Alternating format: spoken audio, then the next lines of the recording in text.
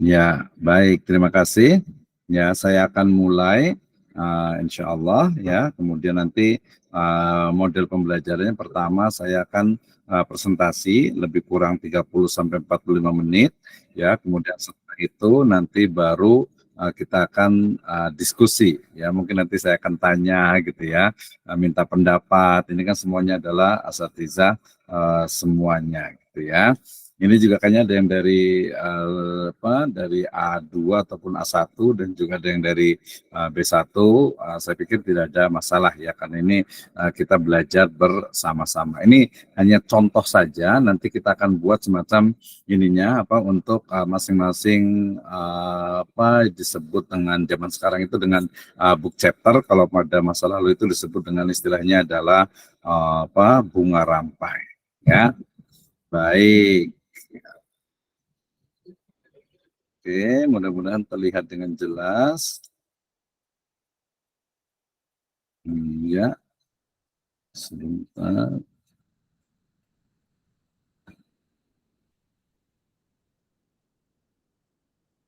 Oke, jazakallah khairan yang baru hadir ya, asatidz sekalian. Bentar, kita ininya dibuat presentasi dulu.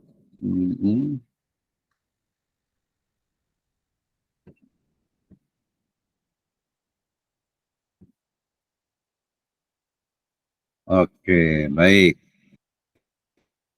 Ya, suara saya terdengar dengan baik?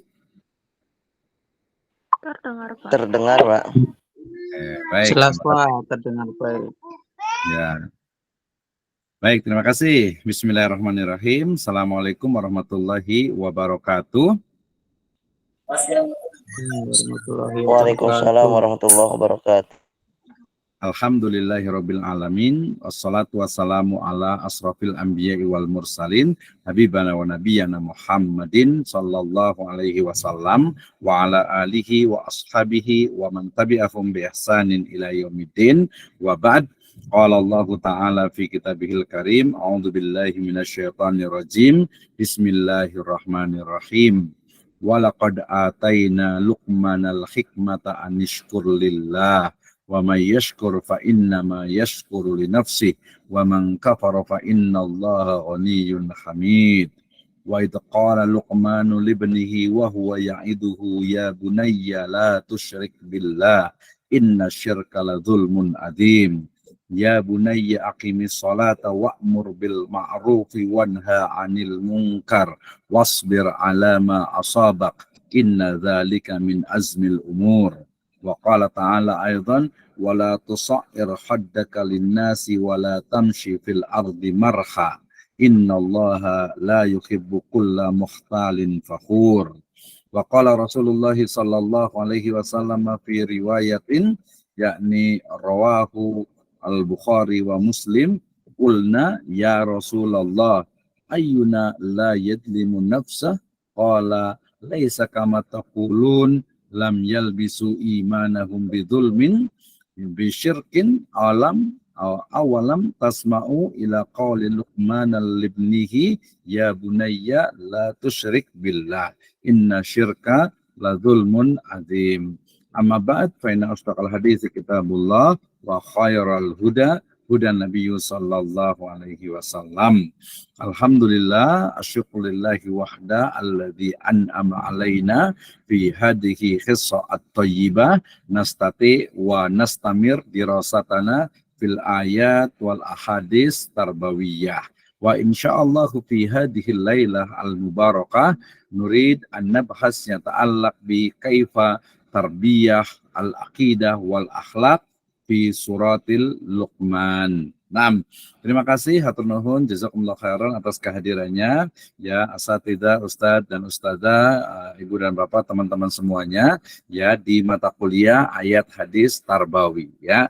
Jadi sebuah mata kuliah yang mengajarkan atau yang memberikan kesempatan kita untuk berdiskusi ya, kita mempresentasikan, berdiskusi, dialog terkait dengan berbagai ayat Al-Qur'an ya dan juga hadis terkait atau yang berkenaan dengan tarbiyah, ta'dib ya, taklim, pendidikan agama Islam ya. Di pertemuan yang pertama kita sudah membahas tentang bagaimana sebenarnya cara atau metode dalam menafsirkan Al-Qur'an gitu ya. Kemudian yang kedua juga di pertemuan yang kedua juga pertemuan yang ketiga sebenarnya ya. Pertemuan pertama adalah introduction, pertemuan yang kedua adalah manhajut tafsir, kemudian pertemuan yang ketiga adalah metode tafsir hadis ya. Dan yang di pertemuan yang keempat ini kita akan sama-sama ya membahas tentang ayat Al-Qur'an, khususnya ayat legend gitu ya, ayat yang sangat masyhur sekali, yaitu di surat Luqman ayat ke-12 sampai ke-19 gitu ya. Tadi saya awali dengan firman Allah Subhanahu wa taala, tentu saja dimulai dari surat Luqman ayat ke-12 ya. Kemudian ini saya ambil beberapa terutama secara tematik ya. Nanti kita akan lihat secara keseluruhan bagaimana sebenarnya ayat ini ya membahas tentang tarbiyatul aulad atau pendidikan kepada anak gitu ya, kependidikan anak di dalam Islam ya. Nah, dari sini nantinya ya pembahasan ini kan nanti bentuknya masih dalam bentuk PowerPoint ya. Nah, ke depan ataupun nanti untuk challenge terutama juga nanti untuk UTS dan UAS gitu ya. Insya Allah kita tidak ada ujian UTS dan UAS. Justru kita kasih challenge gitu ya. Challenge itu apa? Dalam bentuk nanti kita sama-sama menghasilkan sebuah mahakarya, yaitu bunga rampai kumpulan ayat dan hadis ya tentang pendidikan agama Islam. Nah, mudah-mudahan ini Ustadz dan Ustadzah sekalian, ya Ibu dan Bapak sekalian, teman-teman semuanya terchallenge ya, tertantang untuk kita bisa menghasilkan sebuah mahakarya. Nanti kita akan buat urutannya dalam menuliskan, atau kita bisa kasih contohnya juga ya secara presentasi kurang lebihnya seperti ini. Nanti masih ada beberapa kekurangan, tetapi nanti akan saya tambahkan dengan penjelasan dari lisan. Jadi apa yang akan saya sampaikan itu adalah sistematika atau urutan dari penulisan book chapter atau bunga rampai, dan juga sistematika dari pembahasan dalam hal terkait dengan dengan ayat dan hadis pendidikan ya. Oke, jadi hari ini kita akan membahas hadhil laila aw fi hadhihi qissah thayyibah sanabhas kaifa yakni tarbiyatul aqidah wal akhlaq fi suratil Luqman. Baik. Kita mulai ya dengan firman Allah Subhanahu wa taala dalam surat Luqman ya, yang kita ambil itu adalah dari mulai surat ke-12 sampai surat ke-19. Tadi bacaannya cukup panjang ya. Nah, kita akan mulai buka satu-satu terkait dengan bagaimana metode dalam menjelaskan ayat Al-Qur'an ataupun hadis ya. Kita mulai ya dari pertama, yaitu surat Luqman ayat ke-12 ya. Allah Subhanahu wa taala berfirman, A'udzubillahi minasyaitonirrajim. Walaqad ataina Luqmanal hikmata anishkur lillah wa may yashkur fa innama yashkuru li nafsihi wa man kafara fa innallaha ghaniyyun hamid ya.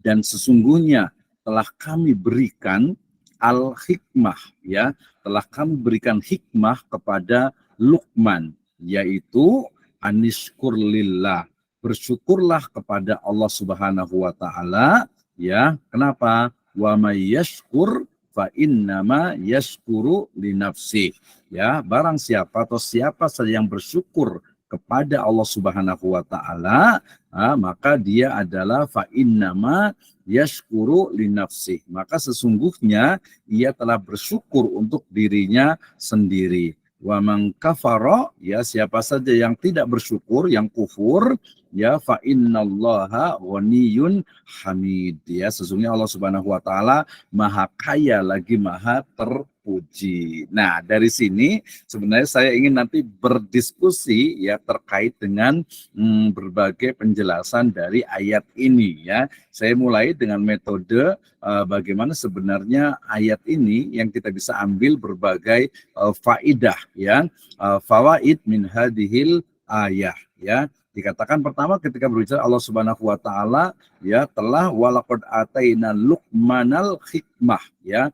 Allah Subhanahu wa taala telah memberikan ya telah mewahyukan, tentu saja bahasanya ya telah mewahyukan kepada Luqman, ya ini pakai Q, ya pakai Ki, ya Luqman al-hikmah. Mahyal hikmah labuda alaina an nafham ma maknal hikmah fi hadhihi al ayah, ya ini menjadi hal yang sangat penting.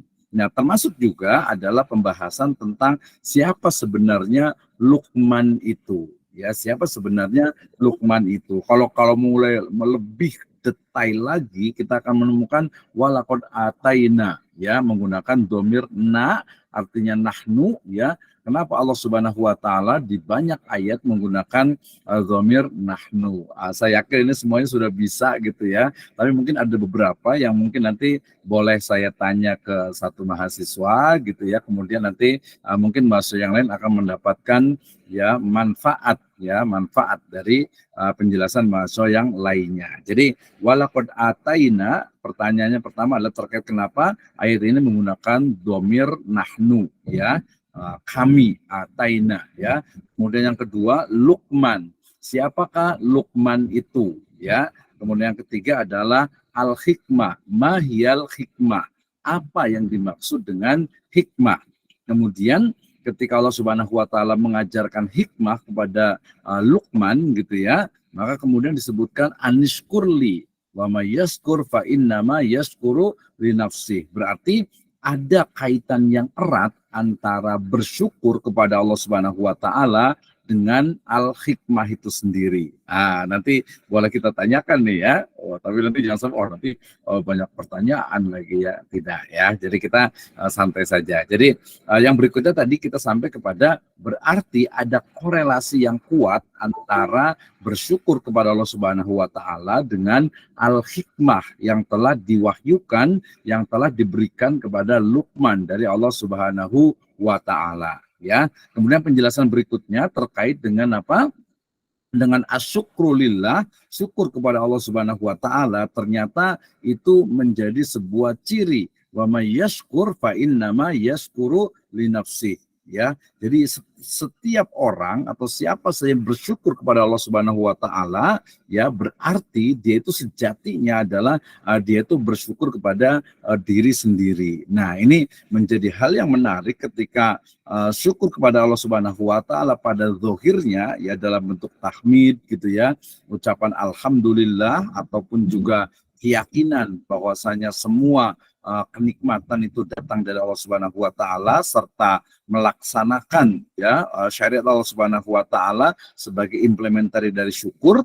Ternyata apa? Ya, korelasi juga yang sangat kuat yang merupakan ikatan bahwasanya ketika seseorang itu bersyukur kepada Allah Subhanahu wa taala, zahirnya sejatinya dia sedang bersyukur kepada dirinya sendiri. Nah, berarti ada masalah nih. Ya, seperti apa sih sebenarnya syukur terhadap diri sendiri? Gitu kan ya.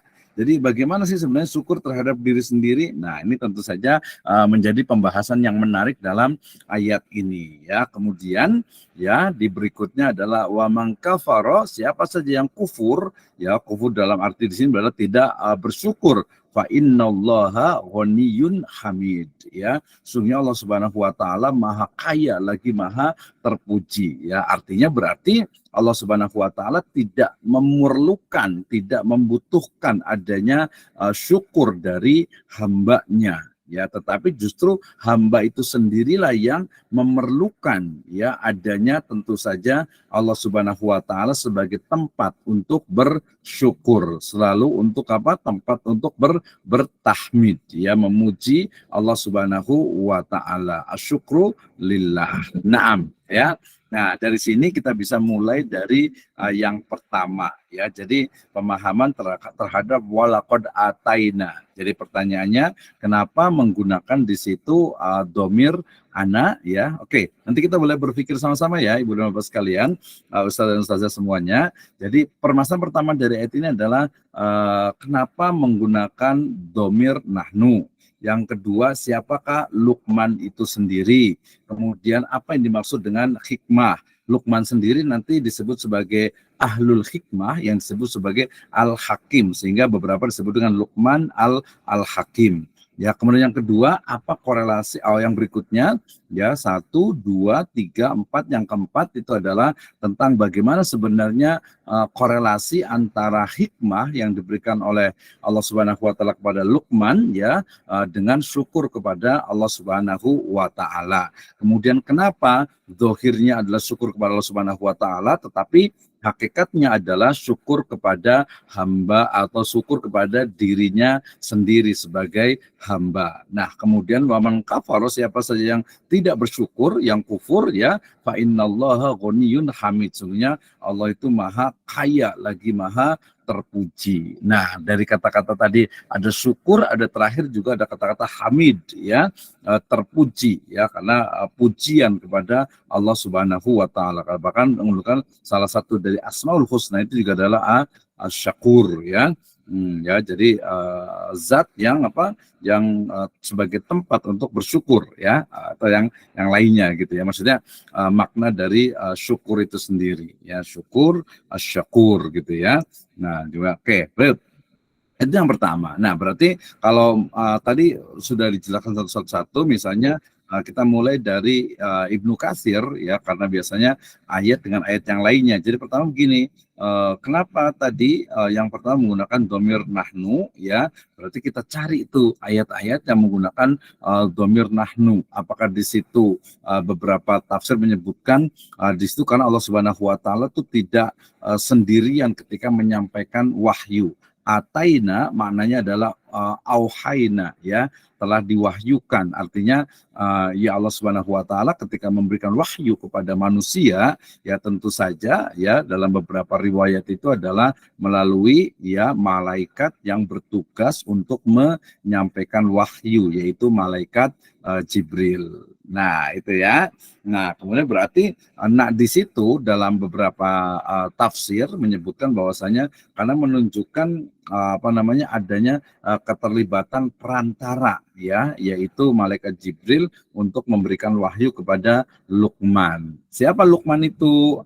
Ibnu Katsir menyebutkan bahwa nama Luqman ialah Luqman bin Unaqa bin Sadun. Ya, ini dalam Al-Bidayah wan Nihayah. Ya, sementara Abdullah bin Abbas menyebutkan bahwa Luqman itu adalah seorang tukang kayu dari Ethiopia. Ya, Ethiopia berarti Habasyah ya.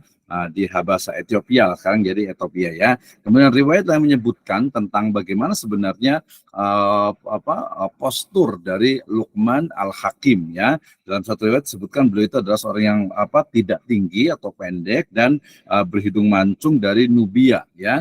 Dan ada juga beberapa dari Sudan. Jadi Nubia dengan ini sama-sama di Afrika ya. Ada pula yang berpendapat bahwasanya Luqman Al-Hakim itu adalah seorang hakim, ya hakim tahu ya, berarti hakim ya, judge gitu ya, pada zaman Nabi Daud alaihi salam gitu ya. Nah dari beberapa pendapat gitu ya, nanti kita akan lihat mana yang paling kuat gitu ya. Ada beberapa tesis juga membahas hal ini. Kalau dalam tafsir Al-Misbah ya, karya dari Quraisy Shihab menyebutkan beliau tidak terlalu mementingkan tentang, memang banyak sekali riwayat tentang siapa sebenarnya Luqman Al-Hakim itu sendiri gitu ya. Nah ini kenapa ya, kalau salah satu kritiknya karena memang mungkin ya kajian tentang mungkin secara histori yang mendalam gitu ya, mungkin saya belum dapatkan nih, berarti sependek pengetahuan saya gitu ya. Nah itu mungkin belum secara detail, walaupun saya pernah baca juga satu tesis ya, menyebutkan bahwa yang tepat ya, bahwa Luqman Al-Hakim itu adalah seseorang yang berada di Mesir gitu ya.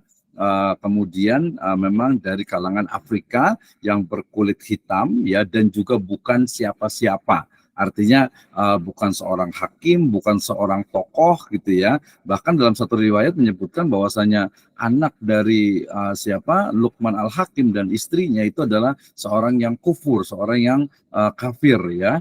Nah, kemudian dengan usahanya secara terus-menerus mendidik, maka kemudian anak dan istrinya kemudian kembali kepada agama yang hanif, yaitu Islam. Tapi itu adalah satu riwayat. Tapi riwayat yang paling penting di sini adalah kalau saya mengambil satu kesimpulan, nah ini bisa jadi kesimpulan saya bisa jadi salah gitu ya, bahwasanya Allah Subhanahu wa taala menyebutkan Luqman ya, tadi riwayat yang boleh saya pegang, yang saya ambil itu adalah bahwa dia adalah manusia biasa gitu ya, yang mungkin dari sisi fisik itu mungkin memang orang Afrika kulitnya hitam ya, kemudian juga rambutnya keriting, bibirnya juga tebal gitu ya. Tapi di balik itu justru Luqman Al-Hakim ini adalah seorang yang mulia gitu ya. Kenapa? Karena dia itu ya diberikan wahyu ya, al-hikmah. Nah, ini ada hal menarik juga nih ketika definisi dari nabi misalnya adalah seseorang yang diberikan wahyu, sehingga ada yang berpendapat bahwasanya Luqman ini adalah seorang nabi. Ya kenapa? Walaqad ataina. Ya sama juga nanti dengan Khidir ya. Ada juga yang berpendapat bahwasanya Khidir itu adalah nabi. Kenapa? Karena definisi nabi itu adalah seseorang atau seorang manusia yang diberikan wahyu oleh Allah Subhanahu wa taala. Ya, walaupun pendapat yang masyhur menyebutkan bahwasanya Luqman ini ya bukan seorang nabi tetapi seorang ya ahlul hikmah, ya seorang yang bijak ya. Seorang yang bijak yang kemudian diabadikan namanya di dalam Al-Qur'an ya. Dan hikmahnya salah satunya tadi kenapa Luqman Al-Hakim, ini pendapat yang saya pegang, adalah seorang Afrika berkulit hitam, kemudian juga rambutnya keriting, kemudian bibirnya tebal. Pokoknya secara fisik itu mungkin ya subjektivitas kita sebagai mungkin secara general itu tidak menarik, tapi justru disitulah Allah Subhanahu wa taala ingin menyebutkan di dalam riwayatnya bahwa innallaha la yanduru ila azzamikum wa la yanduru ila suwarikum walakin yanduru ila qulubikum wa a'malikum. Ya, artinya apa? Bahwa fisiknya Luqman Al-Hakim ini mungkin memang biasa gitu ya, bahkan mungkin tidak menarik oleh beberapa orang, tetapi justru bagaimana beliau itu mendapatkan wahyu atau mendapatkan tadi hikmah dari Allah Subhanahu wa taala sehingga kemudian namanya diabadikan. Ya termasuk ya al-hikmah. Nah, Ustaz dan Ustaz sekalian pasti sering sekali mendengar makna dari al-hikmah ya. Makanya kadang-kadang al-hikmah ini disebut juga dengan falsafah gitu ya. Artinya sebuah kebenaran yang mungkin terungkap hanya oleh orang-orang tertentu saja. Ya walaupun nanti makna hikmah di dalam Al-Quran nanti juga banyak. Misalnya dalam surat Al-Jumu'ah misalnya, A'udzubillahi minasyaitonirrajim, Bismillahirrahmanirrahim, Huwallazi ba'asa fil ummiyina rasulan minhum yatlu alaihim ayatihi wa yuzakkihim wa yu'allimuhumul kitab wal hikmah. Ternyata di situ ada makna atau ada kata-kata hikmah juga.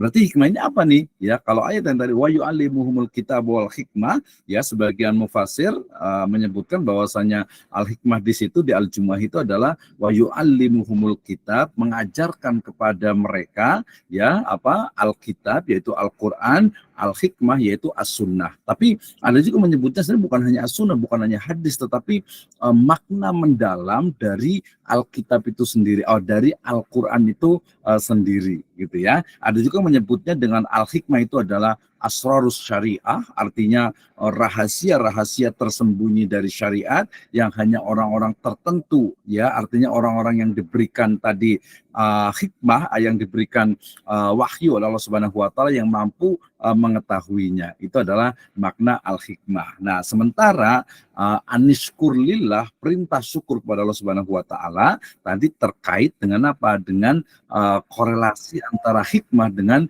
syukur. Kenapa? Karena ketika seseorang itu memahami tentang hikmatul tasyri dalam konteks usul fikih misalnya, atau hikmatul Islam, hikmah dari Islam itu sendiri, tentu saja implementasinya itu adalah syukur kepada Allah Subhanahu wa taala, ya kan? Berarti korelasi antara hikmah dengan syukur, bahwasanya syukur kepada Allah Subhanahu wa taala itu adalah implementasi, ya bukti bahwasanya seseorang itu telah mendapatkan al-hikmah ya. Kalau di masyarakat kita ilmu hikmah itu biasanya malah sedikit, kadang agak sedikit negatif gitu ya, ilmu hikmah itu, walaupun sebenarnya tidak juga gitu ya.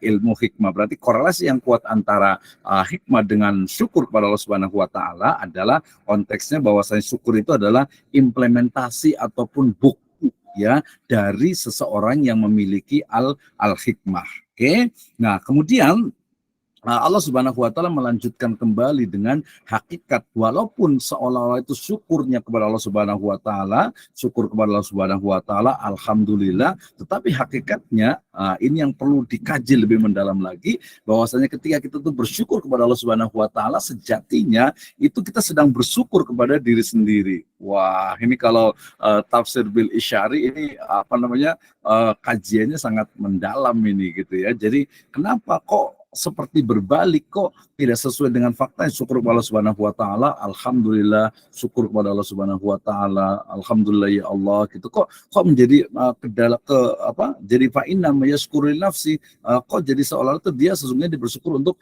dirinya sendiri. Ini konteksnya ya bisa sangat banyak perspektifnya, mulai dari meyakini bahwanya syukur itu adalah bentuk dari ibadah, sehingga ibadah yang dilakukan kita ya, yang kita lakukan kepada Allah Subhanahu wa taala itu sejatinya adalah untuk diri kita sendiri. Kenapa kita itu sholat ya? Kenapa? Karena ya memang wa aqimus shalah ya, kita diperintahkan untuk sholat, dan sholat itu manfaatnya akan terasa untuk diri kita sendiri. Allah Subhanahu wa taala tidak membutuhkan sholat kita. Gitu ya. Nah, itu sekilas gitu ya. Walaupun nanti ketika mendalam berarti hakikat dari diri yaitu adalah manifestasi. Jangan sampai salah ngomong nih ya. Hakikat diri itu adalah manifestasi dari Allah Subhanahu wa taala gitu ya. Wa nafakhna mir ruhina. Itu other interpretation tentu saja. Wa man kafara fa innallaha ghaniyyun hamid ya. Siapa saja yang tidak mau bersyukur, ya Allah itu enggak butuh syukur mereka. Ya enggak butuh, bahkan tidak butuh syukur mereka, dan tidak butuh mereka gitu, orang-orang yang tidak bersyukur. Allah itu maha kaya, lagi maha terpuji, jadi enggak butuh tuh, Allah itu udah kaya ya, karena lillahi ma fis samawati wa ma fil ard, dan juga hamid dan maha terpuji, yusabbihu lillahi ma fis samawati wa ma fil ard. Jadi enggak butuh Allah Subhanahu wa taala kepada apa? Kepada syukurnya seorang hamba. Ini contoh dari beberapa bagaimana cara menafsirkan. Ini mungkin lebih dekat kepada tafsir birro'yi ya, tetapi nanti kita tambahkan dengan beberapa ayat yang akan menunjukkan tafsir bil ma'thur juga. Oke, ayat dalam surat Luqman ayat ke-12 itu pertama berbicara tentang pengenalan dari Luqman Al-Hakim. Siapa sih sebenarnya Luqman Al-Hakim? Jadi keywordnya, sebelum nanti menjelaskan tentang bagaimana hikmahnya Luqman Al-Hakim itu sendiri ya. Luqman, kemudian hikmah, kemudian syukur terhadap diri sendiri. Siapa saja yang kufur maka Allah maha kaya lagi maha terpuji. Itu di surat Luqman ayat ke-12. Sementara ya dalam surat Luqman ayat ke-13 ini jelas sekali ya, bagaimana pengajaran pendidikan ya Luqman ya terhadap anaknya. Allah Subhanahu wa taala berfirman, A'udzubillahi minasyaitonirrajim. Bismillahirrahmanirrahim. Wa idz qala Luqmanu libnihi wa huwa ya'idhuhu ya bunayya la tusyrik billah inna syirka la dzulmun azim. Dan ingatlah ketika Luqman berkata kepada anaknya di waktu ia memberikan pelajaran kepadanya. Jadi Luqman ini ya, kalau konteks pendidikan modern itu ada seorang guru, yang guru ayah sebagai guru ini, ayah yang berperan sebagai guru atau yang berfungsi sebagai guru, kemudian mengajarkan anaknya. Apa? Ya bunayya la tusyrik billah. Wahai anakku, janganlah engkau mempersekutukan Allah Subhanahu wa taala. Ya, kenapa? Ya, pertama berarti kita mulai berbicara tentang Luqman libnihi. Ya, Luqman berkata kepada anaknya, Ibn ini berarti apa? Ya, Ibn itu berarti adalah apa? Anak laki-laki. Ya kan ya, Ibn ya. Ibn ya, nama saya Misna Ibn Muhammad Jahri, artinya Ibn, anak laki-laki. Nanti kalau salah mohon dikoreksi nih ya, karena suka agak biasa mahal khata wan nisyan gitu ya. Wa huwa ya'iduhu, dan waktu huwanya itu tentu saja kembali kepada Luqman Al-Hakim. Ya'iduhu, mau'idah, memberikan mau'idah kepada anaknya itu ya. Wahai anakku, ya bunayya. Kenapa menggunakan ya bunayya? Ini menjadi banyak sekali nama TK kakak gitu ya, nama SD ada ya bunaya atau bunaya gitu ya. Ini sudah ya bunaya, wahai anakku, sebuah kata yang dipilih untuk menunjukkan kasih sayang seorang ayah kepada anaknya. Ya wahai anakku, ya bunaya, la tusyrik billah. Ya jangan engkau berbuat syirik kepada Allah Subhanahu wa taala. Ya. Nah, jadi ini adalah pengajaran pertama terkait dengan pendidikan akidah atau tauhid ya. Berarti la tusyrik billah. Nah, kemudian ternyata berikutnya inna syirka la zulmun azim. Dalam konteks pendidikan yang modern, kita akan menemukan bahwasanya pendidikan itu dia bukan hanya doktrin ya, tetapi juga menstimulus ya IQ ya, menstimulus dari kecerdasan akal manusia atau logika anak gitu ya, untuk dia bisa menerima argumentasinya.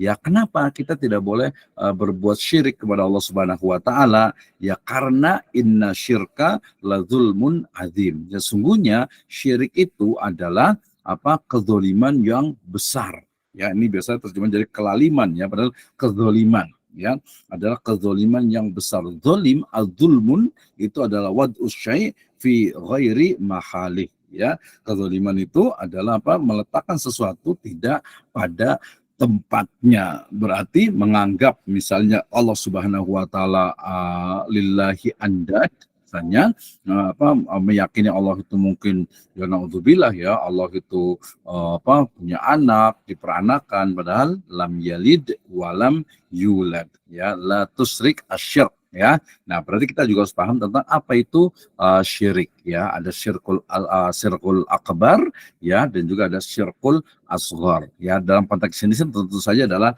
syirik dalam i'tiqadi, yaitu syirkul akbar ya, syirik yang besar, yaitu menyekutukan Allah Subhanahu wa taala ya, baik dari sisi mungkin uluhiyahnya, rububiyahnya, asma wa sifatnya ya, sifat-sifat Allah Subhanahu wa taala, asma'ihi asmaul husna wa sifatihil ulya ya, ketika tidak boleh ada yang setara, yang sama dengan Allah Subhanahu wa taala. Jadi konteks pendidikannya walaupun Sarumi adalah pendidikan akidah atau tauhid, tetapi di dalamnya juga bukan yang sifatnya hanya doktrinal, tetapi juga menstimulus logika, cara berpikir, IQ anak untuk bisa menerima argumentasi. Ya, jadi bukan hanya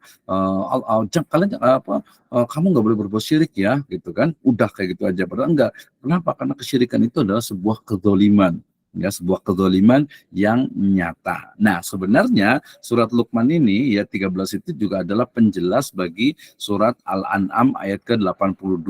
Kemarin sempat saya singgung juga ya, Allah Subhanahu wa taala berfirman, a'udzubillahi minasyaitonirrajim, alladzina amanu wa lam yalbisu imanahum bidzulmin ulaika lahumul amnu wa hum muhtadun. Orang-orang yang amanu, yang mereka itu beriman, walam yalbisu imanahum, tidak mencampur adukan keimanan mereka bidzulmin, dengan kezaliman. Ulaika lahumul amnu, mereka itulah yang akan mendapatkan keamanan.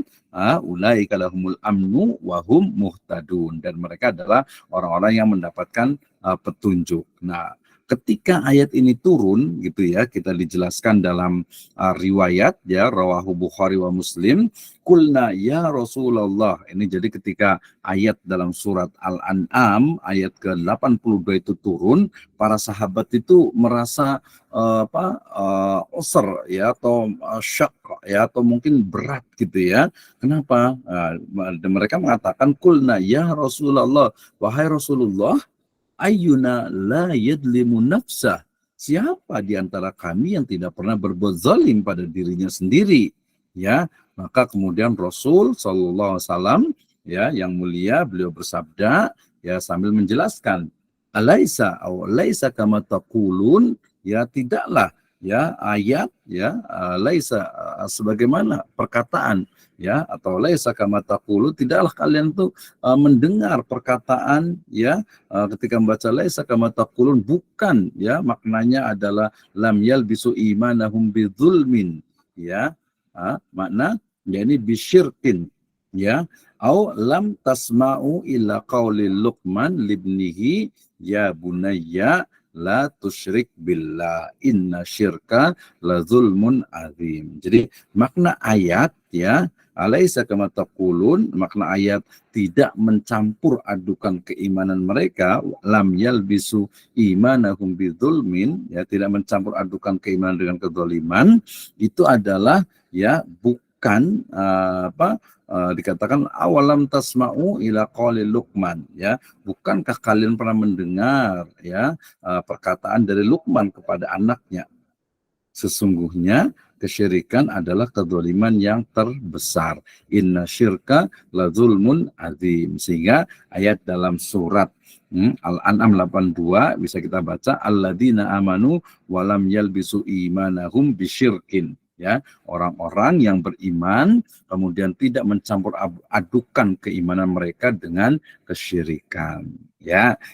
Jadi kesyirikan sama dengan kezaliman. Sebenarnya inasyirka la zulmun, berarti kesyirikan itu sebenarnya adalah tingkat atau level kezaliman yang paling zalim, ya.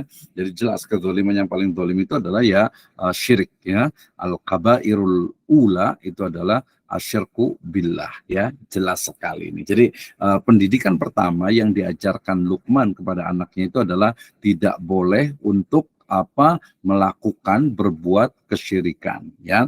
Kesyirikan pada masa lalu biasanya terkait dengan penyembahan kepada berhala, ya, meyakini adanya sesuatu selain Allah Subhanahu wa taala yang memiliki sifat-sifat keilahian, ya, keilahaan gitu, ya. Nah, kalau dalam konteks sekarang nanti ada pertanyaan berarti konteks sekarang kira-kira ya yang makna tadi yang lama tetap ada gitu, tapi kemudian sekarang ini seperti apa nih sebenarnya ya makna kesyirikan. Jadi mungkin disebut dengan syirik kontemporer gitu, ya. Kayak gimana nih syirik kontemporer ini, ya.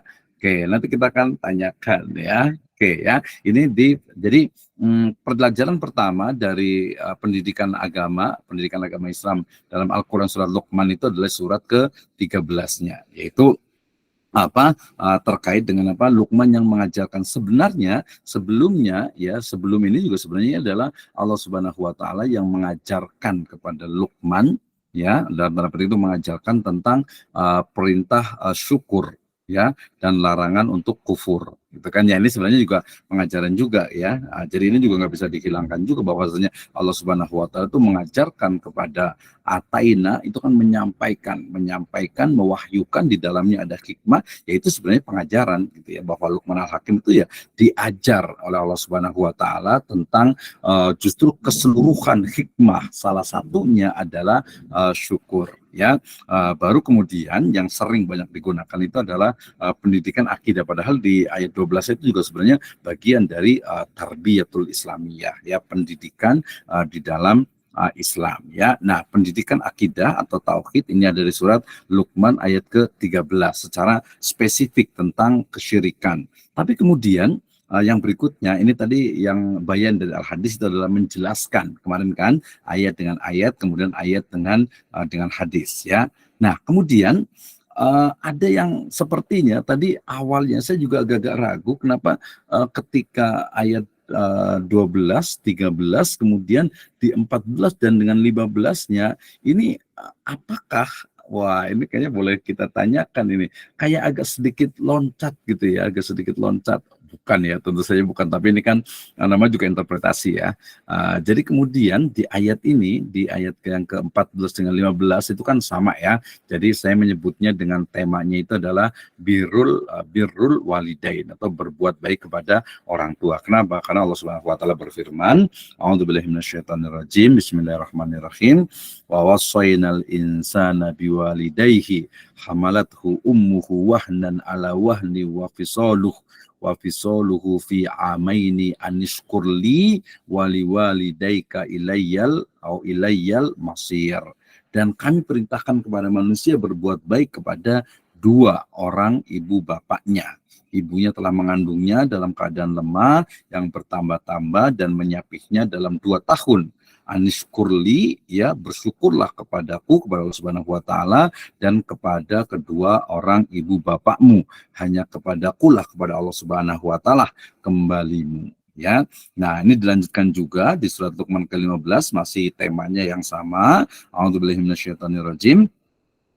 Wa in jahadaka ala an tusyrika bi ma laysa laka bihi alam fala tuti'huma wa sahibhuma fid dunya ma'rufa wattabi' sabila man anaba ilayya thumma ilayya marji'ukum fa unabbi'ukum bima kuntum ta'malun.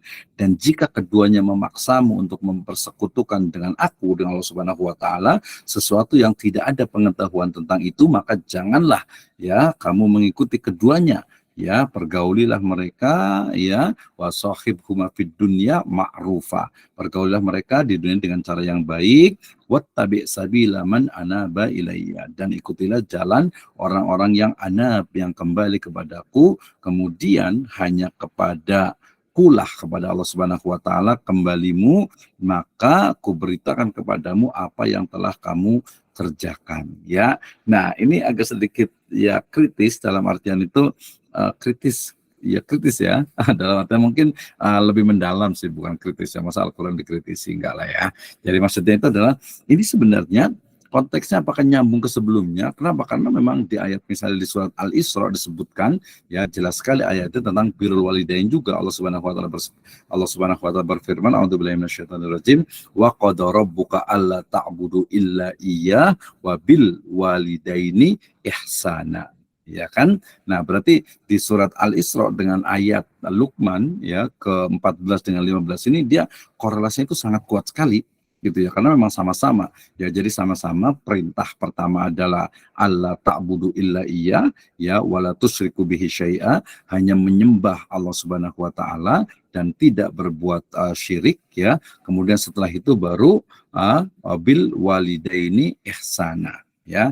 Ini kan dikatakan juga sama nih, ya wa wasainal insana biwalidayhi, ya, dan juga dikuatkan di surat Luqmannya, wa in jahadaka ala an tusyrika bi ma laysa laka bihi ilmun fala tuti'huma. Jadi ternyata konteks tadi tidak boleh harus menyembah Allah Subhanahu wa taala, kemudian juga tidak boleh berbuat syirik, kemudian juga harus berbuat baik kepada orang tua. Balik lagi, kalau orang tua itu menyuruh untuk berbuat syirik, maka jangan diikuti. Jadi menurut saya amazing ya, sangat menarik sekali. Jadi pertama tadi ya, perintah menyembah kepada Allah Subhanahu wa taala, tidak boleh berbuat syirik, kemudian perintah untuk berbuat baik kepada orang tua. Tapi kalau orang tua, kembali lagi, kalau orang tua itu memerintahkan untuk mengajak untuk berbuat syirik, maka jangan diikuti. Ya, tapi ikutilah orang-orang tadi yang hanya menyembah Allah Subhanahu wa taala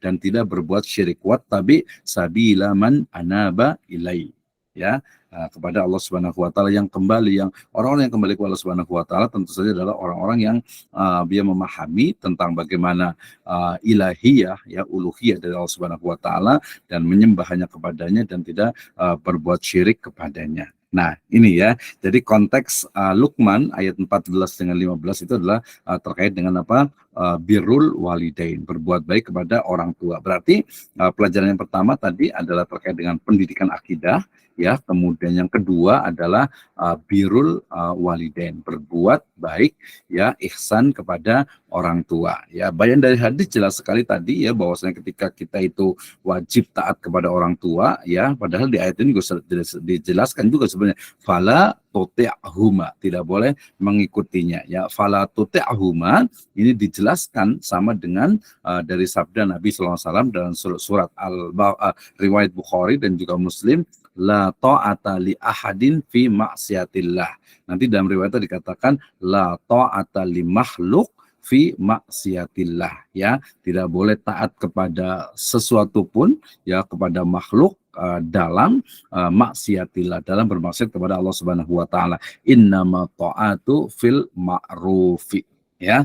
Jadi sesungguhnya ketaatan itu hanya dalam hal yang ma'ruf. Berarti ya jelas tadi ya, kita taat kepada ibu bapak kita, kepada orang tua, tetapi ya kaitannya dengan yang ma'ruf, bukan yang sifatnya itu maksiatillah, Nah, konteks ini kita bisa luaskan secara keseluruhan karena ayat ini juga malah menjadi umum ya. Kalau umpamanya di surat tadi Al-Isra ya 24 23 24, kemudian juga Luqman di ayat 15-nya itu berbicara tentang ketika orang tua itu berbuat syirik, ketika orang tua itu mengajak untuk sampai memaksamu untuk berbuat syirik, mempersekutukan Allah Subhanahu wa taala, maka jangan diikuti. Itu kan dia sudah khusus ya. Nah, tetapi dalam riwayat hadis ini justru dia sifatnya adalah apa? Umum. La ta'ata li ahadin wa fi riwayatin la ta'ata li makhluk fi maksiatil khaliq atau fi maksiatillah. Kan berarti dia spesifik dia umum general. Enggak boleh tuh kalau yang saya tadi taat kepada ibu bapak ya, kalau ini tidak boleh taat kepada manusia ya, kepada makhluk ya, dalam bermaksiat kepada sang pencipta atau dalam bermaksiat kepada Allah Subhanahu wa taala. Kenapa? Karena ketaatan itu pada hal yang ma'ruf saja. Jadi ayat Al-Qur'an ditafsirkan dengan Al-Qur'an, kemudian ayat Al-Qur'an ditafsirkan dengan hadis, ya juga nanti mungkin dengan bahasa Arab gitu ya, ketika memang di situ perlu dijelaskan. Oke, itu yang kedua ya. Yang ketiga, kalau saya menyebutnya masih pendidikan terkait juga dengan akidah, keyakinan ya, tetapi ini lebih spesifik yaitu ihsan ya. Anta budallaha ka'annaka tarahu fa illam takun tarahu fa innahu yarak ya. Allah Subhanahu wa taala berfirman dalam surat Luqman ayat ke-16. A'udzubillahi minasyaitonirrajim. Ya bunayya innaha intakum misqala habbatin min khardalin fatakum fi sahratin aw fis samawati aw fil ardi ya'ti bihallah innallaha latifun khabir ya. Luqman berkata, ini jelas sekali perkataan dari Luqman gitu ya. Wahai anakku ya, dikatakan ya bunayya innaha, sesungguhnya jika ada sesuatu perbuatan seberat biji sawi. Ya, sekarang berarti ada sesuatu yang lebih kecil dari biji sawi, mungkin atom atau mungkin neutron ya. Ya, jadi yang lebih kecil dari biji sawi. Biji sawi ini saya juga nggak pernah melihat, pokoknya kecil lah gitu ya. Dan berada dalam batu atau di langit atau di dalam bumi gitu ya, dalam batu, sesuatu yang kecil sekali dalam batu ataupun yang ada di langit, di ruang angkasa sana ataupun juga di dalam bumi, niscaya Allah akan mendatanginya atau mendatangkannya. Ya, artinya membalasinya. Sungguhnya Allah maha halus lagi maha mengetahui. Berarti di sini tentang ya intakun misqala habbatin min khardalin fatakun fi sakhratin aw fis samawati aw fil ard ya'ti bihallah. Wahai anakku, sungguhnya jika ada suatu perbuatan ya yang kecil ya, pasti Allah Subhanahu wa taala akan mendatangkannya atau membalasinya atau akan memberikan pahala ya. Sungguhnya Allah maha latif, ya latif, ya latif, ya latif, lagi maha mengetahui. Artinya apa? Berarti artinya adalah bahwasannya ya Allah Subhanahu wa taala itu memerintahkan kita itu untuk konteks ayat ini saya lebih memandang kepada ihsan ya, ketika nanti salah satu ayatnya adalah ketika khinama jalan sama Nabi Shallallahu Alaihi Wasallam ya, ketika para sahabat itu duduk bersama Nabi Shallallahu Alaihi Wasallam, kemudian datang seseorang laki-laki bayadus siyab sawadus sa'ar la yura ahadihi ahaduna ya, kami tidak mengenalnya, orangnya rambutnya hitam ya, kemudian juga bajunya putih, kemudian bertanya tentang mahwal iman. Al iman antuk minu billahi wa malaikatihi wa kutubihi wa rusulihi wal yaumil akhir ya, kemudian wa tu'minu bil qadari khairihi wa syarrihi ma huwal islam. Al islamu ya anta syahada alla ilaha illallah wa anna muhammadar rasulullah wa iqamus shalah wa itizaq wa tasum ramadan wa tahujjal bait man istata ilaihi sabila. Kemudian ada pertanyaan ma huwal ihsan ya, al ihsan adalah anta budallaha ka'annaka tarahu fa illam takun tarahu fa innahu yarak ya.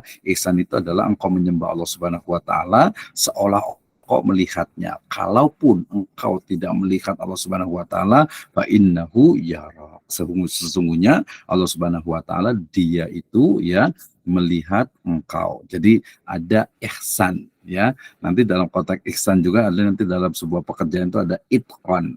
Ya, innallaha subhanahu wa ta'ala yuhibbu, mencintai seseorang ya yang beramal, idza amala amilan, mengamalkan sesuatu ayyutqinahu, dengan itqan ya, amanah, profesional dan juga ihsan tentu saja gitu ya. Berarti ayat berikutnya pelajaran dari Luqman Al-Hakim kepada anaknya itu adalah mengajarkan tentang bagaimana dia itu harus merasa ihsan, bukan merasa muraqabatullah ya, bahwa Allah Subhanahu wa taala itu melihat kita, kemudian juga ihsan ketika berbuat sesuatu ya, sampai kepada tadi misqala dzarratin ya, wa may ya'mal misqala dzarratin khairan yarah wa may ya'mal misqala dzarratin syarran yarah. Berarti ayat ini juga Luqman 16 juga bisa dijelaskan juga atau bisa ditafsirkan juga dengan ayat yang tadi, wa may ya'mal misqala dzarratin khairan yarah wa may ya'mal misqala dzarratin syarran yarah. Jadi siapa saja yang beramal ya, walaupun hanya seberat biji sawi ya, jadi zaman dulu ya tadi ya, misqala habbatin ya, min khardalin gitu ya. Jadi biji sawi. Kalau sekarang mungkin sebenarnya sih menunjukkan sesuatu yang sangat kecil. Berarti mungkin ya atom gitu ya. Kalau sekarang ditemukan yang lebih dari atom itu apa gitu ya. Berarti ya itu maksudnya gitu. Jadi maksudnya adalah sesuatu yang kecil yang mungkin tidak diketahui ya, di dalam batu atau mungkin di ruang angkasa yang begitu luas, atau mungkin di dalam bumi gitu ya. Maka Allah Subhanahu wa taala juga akan melihat. Dan dari sini berarti ada konteks bagaimana mengajarkan anak itu untuk tadi muraqabatullah, merasa diawasi, dia tidak pernah sendiri, selalu ada Allah Subhanahu wa taala, sehingga ketika mungkin dia ada hal-hal kecil, misalnya seorang anak diajarkan untuk menjaga kebersihan ya. Tidak boleh ketika dia mungkin membuang bungkus permen gitu ya, gula-gula gitu kan ya. Jadi dia makan permen, makan gula-gula, kemudian bungkusnya itu dibuang. Nanti bilang nggak boleh buang sampah sembarangan gitu. Kenapa? Mungkin an-nadhafatu minal iman gitu. Padahal kalau dikatakan imatatul adza anitorik gitu ya. Tadi tidak boleh buang sampah sembarangan, tidak boleh membuang makanan bekas makan, pokoknya yang kecil-kecil itu sembarangan. Kalau menemukan ya sampah atau sesuatu yang mengganggu, itu adalah min so'bil iman, cabang dari iman. Yang paling asfal, yang paling bawah itu adalah imatatul adza anitorik gitu ya. Jadi berbicara tentang bagaimana seseorang ya, seorang guru ya, dalam konteks pendidikan modern, berarti seorang guru itu harus mengajarkan bagaimana sikap sikap dari siswa itu yang memang memiliki sifat yang tadi ihsan ya, memiliki sifat juga memang muraqabatullah ya. Nah, kalau Ibnu Katsir ketika menafsirkan ini mengatakan sesungguhnya kezaliman dan dosa ya, kezaliman dan dosa walaupun sebesar biji sawi, kelak di hari kiamat akan Allah hadirkan ketika menimbang amalan-amalan, dan semua itu akan diganjar. Jika amalannya baik maka ganjarannya baik, dan jika amalannya buruk maka ganjarannya buruk. Jadi jelas juga gitu ya. Jadi ayat ini walaupun bicara tentang Luqman kepada anaknya, tapi kemudian Ibnu Katsir meriwayatkannya atau menafsirkannya dengan perkataan ya, bahwasanya kezaliman, kebaikan dan juga keburukan, walaupun dia hanya kecil, hanya mungkin tadi mengambil istilahnya itu bungkus permen kemudian diletakkan di tempat sampah, itu akan dicatat sebagai sebuah kebaikan, dan masing-masing akan mendapatkan pahala, ada ujrohnya, ada ajernya gitu ya, dan mungkin ada punishment-nya juga, ada iqabnya juga dari Allah Azza wa Jalla gitu ya.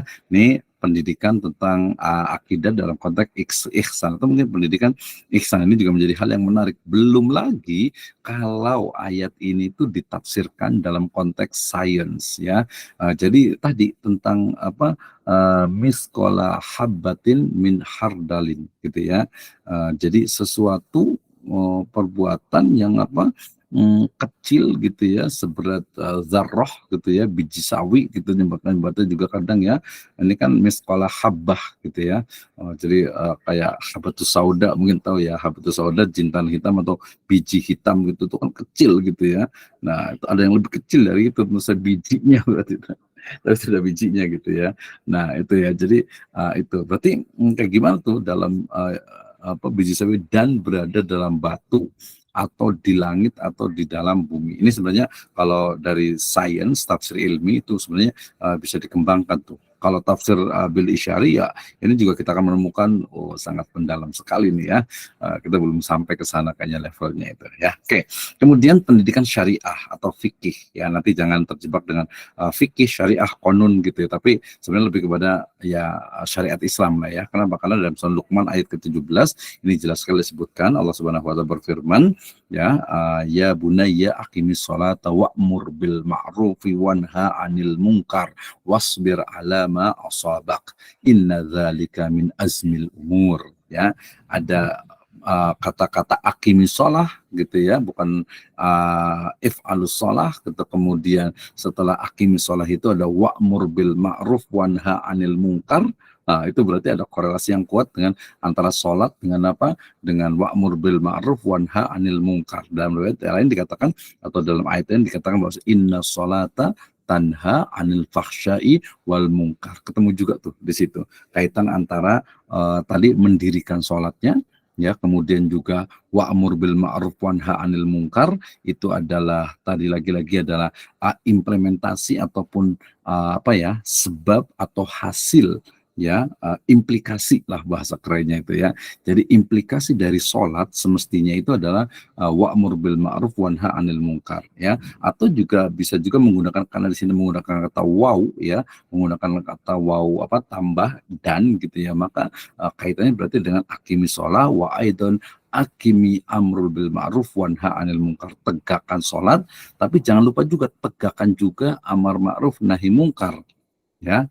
Jadi yang biasanya yang paling banyak digunakan tafsirnya adalah dua ini karena dia menggunakan waw gitu. Tapi bisa juga kita dikorelasikan antara tadi yang pertama bahwasanya amar ma'ruf nahi munkar itu adalah implikasi dari sholat. Tapi Luqman Al-Hakim di sini memerintahkan untuk menegakkan sholat ya, kemudian juga menegakkan juga amar ma'ruf nahi munkar. Dan ketika sudah dilakukan itu wasbir ala ma asobak ya, artinya apa? Bersabar terhadap apa yang menimpamu. Yang menimpamu tuh kenapa? Ya karena mungkin tadi karena mendirikan sholat atau mungkin karena menegakkan amar ma'ruf nahi munkar. Berarti harus sabar ya dalam apa? Dalam sholat dan juga dalam amar ma'ruf nahi munkar. Ya kan, kalau di dalam ayat di sebenarnya dikatakan wasta'inu bisobri wassalah ya, minta tolonglah kepada Allah bisobri dengan sabar dan salat. Wa innaha lakabiratun illa 'alal khosyin, sungguhnya itu berat ya bagi kecuali orang-orang yang khusyuk gitu ya. Jadi ya salat itu ya memang berat, harus sabar dalam melaksanakan salat. Wah, itu jadi kayak ustadz gitu ya, ustadz juga gitu ya.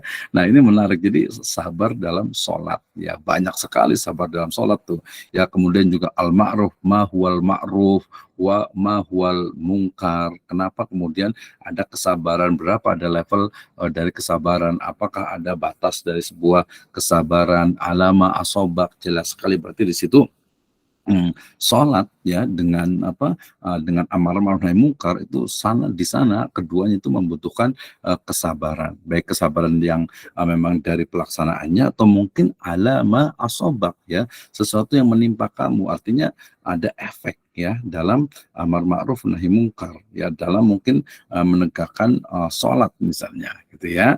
Inna dzalika min azmil umur, sungguhnya yang demikian itu termasuk hal yang diwajibkan. Jadi sholat diwajibkan, kemudian juga amar ma'ruf nahi munkar ya. Kalau katakan amar nahi munkar itu juga bisa jelaskan dalam surat Ali Imran misalnya, itu juga di Al-Maidah juga apa ada juga gitu ya. Allah Subhanahu wa taala berfirman, a'udzubillahi minasyaitonirrajim, kuntum khaira ummatin ukhrijat linnas ta'muruna bil ma'ruf wa tanhauna 'anil munkar wa tu'minuna billah. Jadi umat terbaik itu ya, kalian itu adalah umat terbaik yang apa? Ta'muruna bil ma'ruf wa tanhauna 'anil munkar.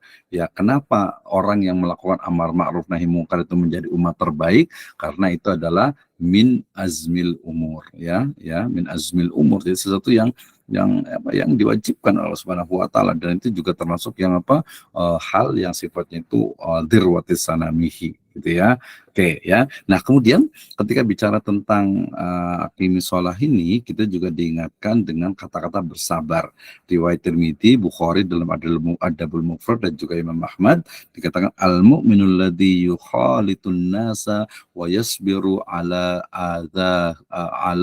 azahum atau azahim khairum minalladzi la yukhalitun nasa wa la yasbiru ala azahum ya. Jadi lahum ya ala azaihim itu ya. Jadi seorang mukmin yang bergaul di tengah masyarakat dan bersabar terhadap gangguan mereka itu lebih baik daripada seorang mukmin yang tidak bergaul di tengah masyarakat dan tidak bersabar terhadap gangguan mereka gitu ya. Jadi terhadap apa?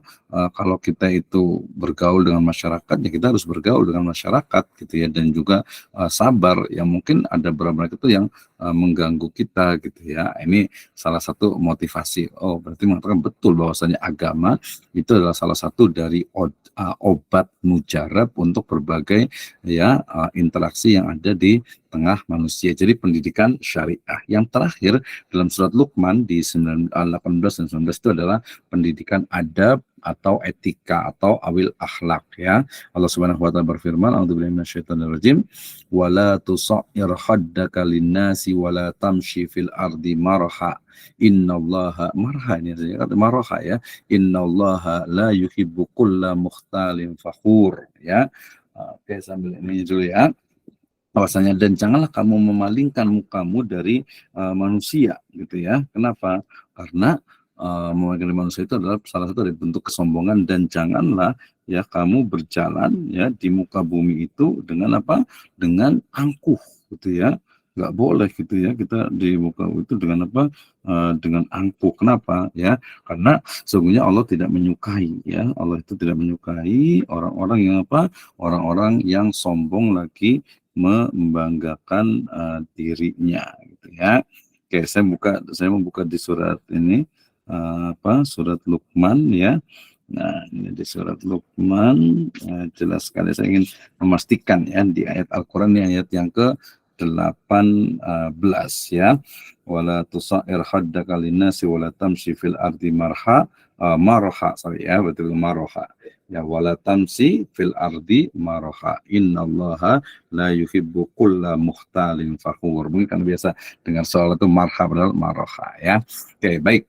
Berarti kemudian dilanjutkan lagi, berarti larangan kita itu untuk memalingkan muka dari manusia, artinya sombong gitu ya, merasa dirinya itu mungkin pintar, merasa dirinya itu kaya, merasa dirinya itu mungkin lebih dari yang lain gitu ya, sehingga seolah itu menyepelekan manusia ya, memalingkan muka. Wala tusair haddaka linnas ya, makna itu adalah sombong dan batorul haq wa ghamtun nas gitu ya. Wala tamsi fil ardi marha, artinya ya tidak boleh kita berjalan di muka bumi dengan angkuh. Banyak sekali ini contoh-contohnya nanti. Sesungguhnya Allah, innallaha la yuhibbu kulla mukhtalin fakhur ya. Allah Subhanahu wa taala tidak menyukai orang-orang yang sombong lagi membanggakan dirinya.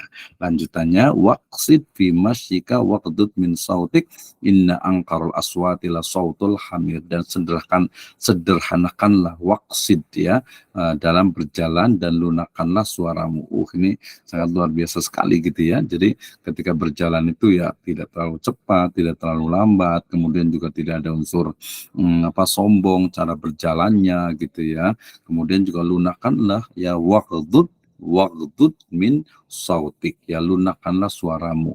Inna angkarul aswat la sautul hamir. Ya, ini menarik sekali ini ketika banyak sekali orang-orang yang kadang kurang bisa menjaga suaranya gitu ya. Suaranya itu kadang kasar gitu ya. Sebenarnya bukan kasar ini ya, bukan kasar istilahnya itu kenceng gitu, bukan, tapi sesuatu yang bahasanya, kemudian termasuk sebenarnya juga intonasinya membetak, apalagi dengan kata-kata yang kalau kita di jalan biasanya itu ya penghuni kebun binatang gitu keluar gitu ya. Nah, itu sebenarnya tidak seperti itu ya. Nah, ini perintah kalau saya udah lama banget ya ketika ke Bandung gitu kan, manggil temannya nying, kadang nying, waduh, naudzubillahi min dzalik gitu ya. Katanya sih ya udah biasa sih, enggak ini gitu. Ya tetap saja kalau dikatakan waqtut min sautik gitu ya, Nah, sungnya bersuara ialah suara keledai. Nanti kita harus dengar nih suara keledai itu seperti apa sebenarnya gitu ya.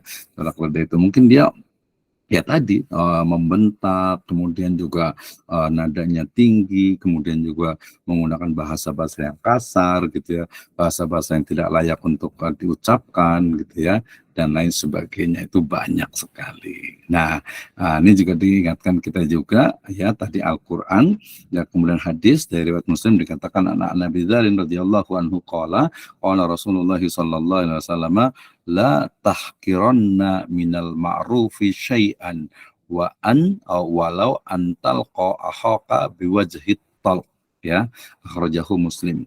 Sungguh ya, dari Abu Dzar radhiyallahu anhu, ia berkata Rasulullah SAW bersabda, sungguh janganlah kamu memandang rendah sedikit pun suatu kebajikan walaupun sekadar bertemu saudaramu dengan wajah berseri-seri gitu ya.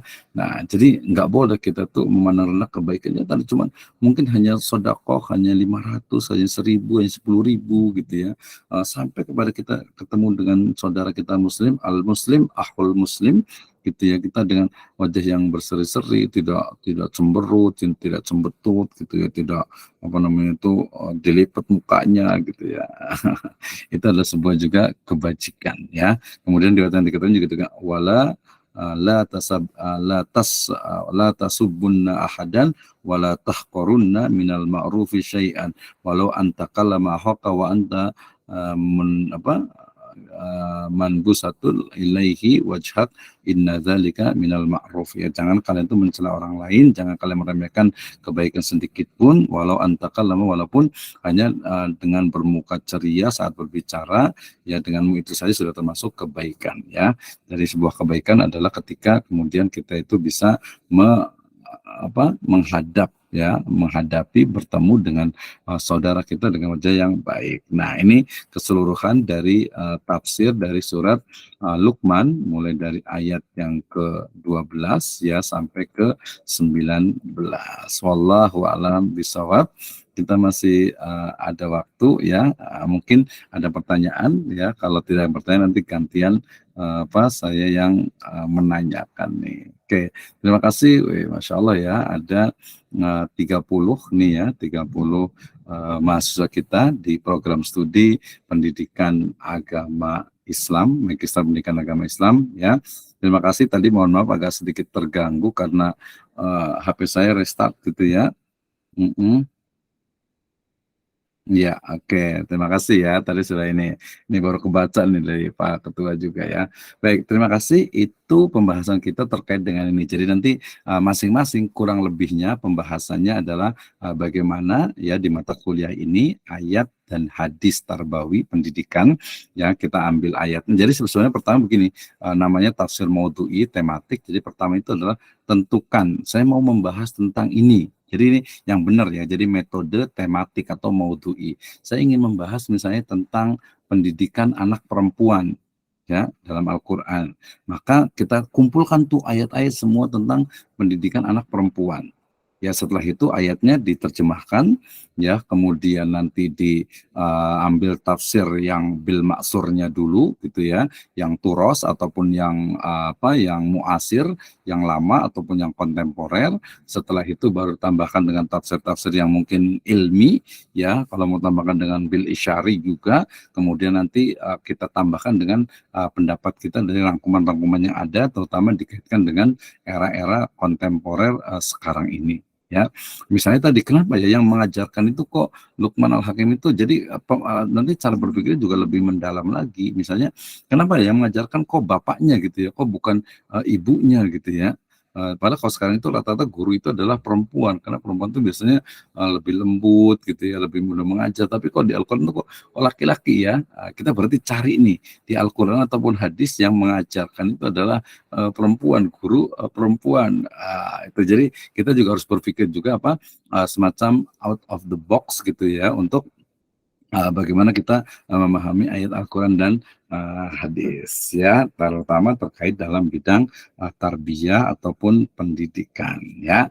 Baik, Sebelum dilanjut, saya mau boleh ada yang mau bertanya, berdiskusi, berkomentar, mengkritik, ataupun juga mungkin membenarkan, gitu ya.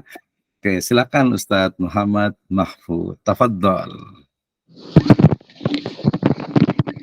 Baik, bismillahirrahmanirrahim. Assalamualaikum warahmatullahi wabarakatuh. Waalaikumsalam warahmatullahi wabarakatuh. Mungkin ini lebih ke pendapat mungkin Pak ya. Mohon ada dua pertanyaan. Yang pertama, banyak kan mungkin persepsi atau memang sudah jadi ilmu gitu.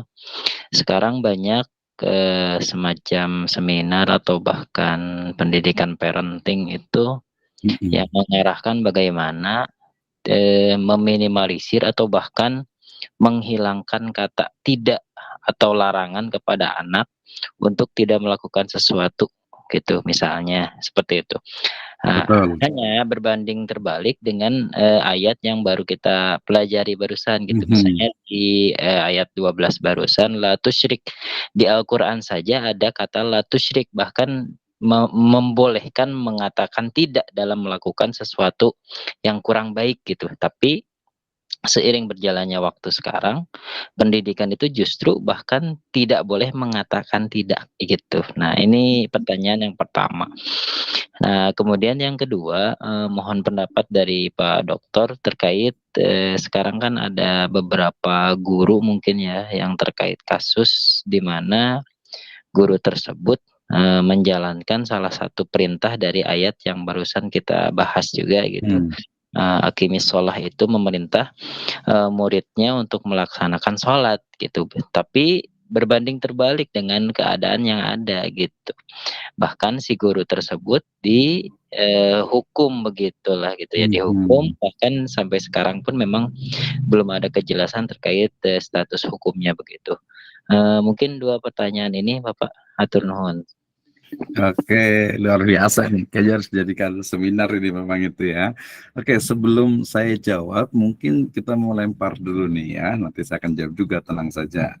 Ada yang mau berkomentar tidak tentang hal ini? Karena memang ini menjadi hal yang menarik kalau menurut saya, apalagi kita ya di program studi pendidikan agama Islam. Siapa nih yang mau berkomentar nih? Ada Bu Pupun juga nih, boleh komentar, atau mungkin tadi ada Ustadz Baihaqi gitu ya, boleh juga nih Ustadz Abdul Syakur juga ya, terkait dengan tadi kata-kata larangan ataupun juga mungkin pendidikan menggunakan lam nahi gitu ya, menggunakan larangan gitu ya. Oke, silakan ada yang mau berkomentar nggak nih? Waktu kita agak-agak terbatas nih ya. Oh, Ustaz Mahmud, Ustaz Abdul Syakur, silahkan, tafadhol, Ustaz, tafadhol. Gimana pendapatnya? Terima kasih. Apa suara saya kedengaran? Ya, kedengaran jelas. Ya, bismillahirrahmanirrahim. Assalamualaikum warahmatullahi wabarakatuh. Mungkin yang pertama ini terkait dengan apa sih namanya tadi, dua ayat yang dikutip oleh Pak dosen tadi dalam surat Luqman dan Al-Isra ya, tentang penggandengan dalam redaksi ayat tersebut Allah menggandengkan larangan untuk mensekutukannya, kemudian juga langsung disambung dengan perintah untuk berbuat baik kepada orang tua itu ya. Mungkin saya di sini pernah membaca bukunya Profesor Quraish Shihab ya di Tafsir Al-Misbah, ketika beliau mengomentari tentang bentuk redaksi yang semacam ini. Di situ beliau mengatakan bahwa redaksi yang semacam itu yaitu menggandengkan antara larangan berbuat syirik dengan perintah berbakti kepada orang tua itu menurut beliau adalah isyarat ya bahwa dosa mendurhakai orang tua itu persis di bawah dosa syirik gitu kalau kata beliau itu gitu. Jadi kan ini mungkin begitu begitu pentingnya berbakti kepada orang tua sehingga untuk mendurhakainya itu kalau menurut beliau itu dosanya itu sama dengan bukan sama persis di bawah langsung dari dosanya syirik gitu ya. Kemudian tadi yang pendapatnya Ustadz Mahfud ya tentang apa sih namanya larangan mengatakan tidak. Saya pikir untuk hal-hal yang sifatnya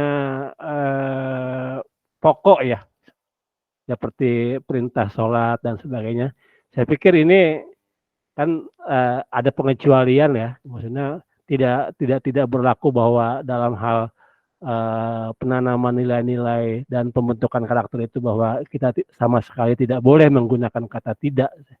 Sebab setahu saya untuk hal-hal yang pokok seperti persoalan penanaman akidah, perintah melaksanakan sholat dan sebagainya, tetap ada kaidah-kaidah atau tuntunan yang sudah jelas diberikan dalam Al-Quran maupun hadis. Mungkin itu aja Pak, mohon maaf kalau sopan dan terlalu lancang. Terima kasih. Assalamualaikum warahmatullahi wabarakatuh. Waalaikumsalam warahmatullahi wabarakatuh. Terima kasih Ustadz Abdul Syakur nih, Ustadz Kabir nih ya. Menarik sekali tadi, betul. Tadi sebenarnya beberapa, tadi misalnya nama dari Luqmanul Hakim saya ambil juga dari kitab Tafsir Al-Misbah juga tentang nama. Kalau Quraisyab beliau mengatakan bahwa tidak penting ketika mengetahui tentang nama asli dari Luqman Al-Hakim. Yang penting adalah bagaimana hikmah dari pelajaran-pelajaran yang ada dalam Luqman Al-Hakim atau dalam kitab tafsir ayat Luqman tersebut gitu ya. Nah, tadi ketika Allah Subhanahu wa taala berfirman surat Al-Isra dan juga Luqman itu wa qadara rabbuka alla ta'budu illa iyyahu bil walidayni ihsana, betul ya. Dari situ menggunakan kata-kata wow, memang biasanya ada yang menyebutkan ya levelnya pasti syirk itu adalah yang paling utama, baru di bawahnya adalah uququl walidain, yaitu durhaka kepada orang tua gitu ya. Nanti mungkin ada di bawahnya lagi kalau kita boleh menambahkan, yaitu durhaka kepada anak juga gitu ya. Jadi bukan hanya anak yang durhaka, tapi ada juga orang tua yang durhaka. Itu mungkin ada tambahan interpretasi lah. Jadi betul, setuju sama memang seperti itu ya, bahwa uququl walidain ya, berbuat durhaka kepada orang tua itu adalah durhaka atau dosa yang termasuk al-kabair ya.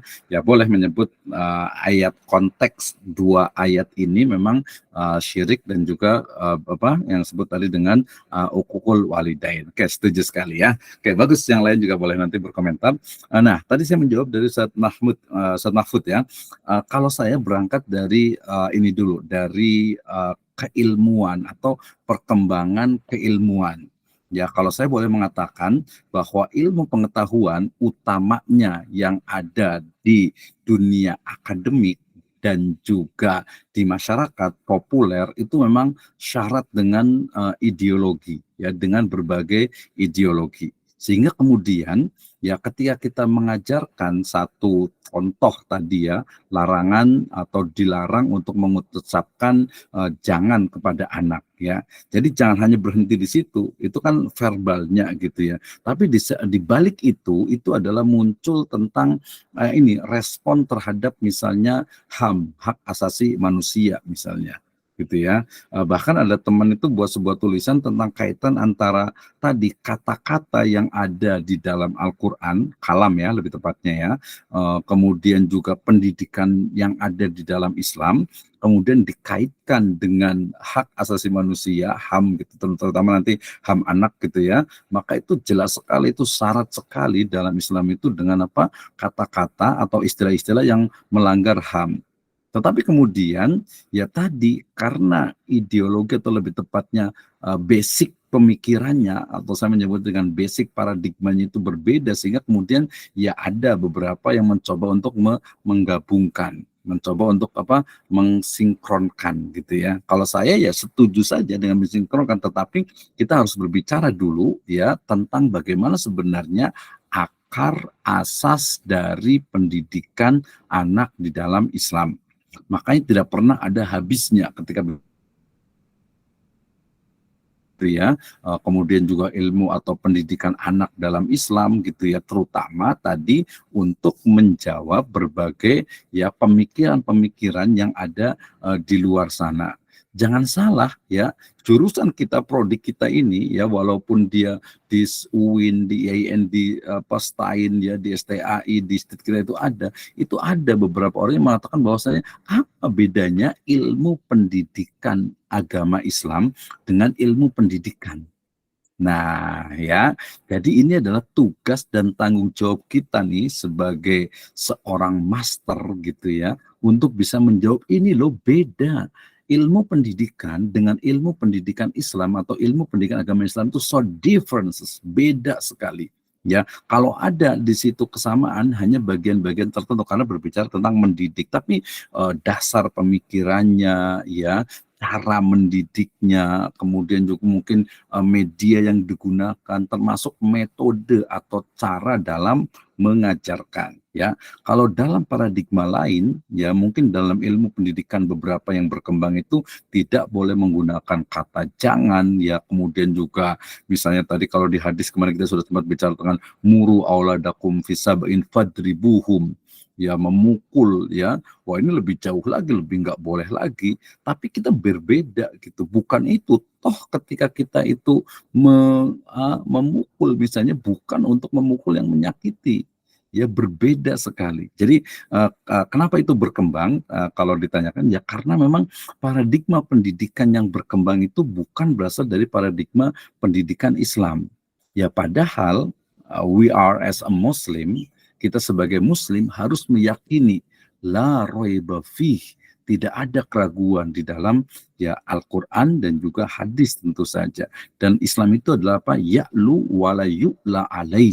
Ini tanggung jawab kita. Kita jangan cuma ngomong, jangan hanya berbicara, tapi menggali, mendalami, mempelajari ya bagaimana sebenarnya dasar paradigma dari pendidikan Islam, ya metode-metode pendidikan dalam misalnya yang dilakukan, ya kemudian juga pembelajarannya, kemudian sampai kepada misalnya objeknya, kemudian juga sifat dari pendidikannya itu sendiri itu berbeda gitu ya. Nah sayangnya mungkin memang kadang gitu ya suka kalah nih ya pendidikan agama Islam dengan pendidikan atau ilmu pendidikan, sebagai ilmu aja ya, ilmu pendidikan Islam dengan ilmu pendidikan yang mungkin berbeda dengan yang Islami. Apakah bertentangan? Tidak semuanya juga gitu ya. Tapi justru kalau kita sebagai akademisi kita akan menemukan bahwa ya ayo kita saling berkompetisi, kita saling beradu argumentasi. Why not? Kenapa tidak? Ketika ada orang lain di seminar-seminar parenting gitu ya,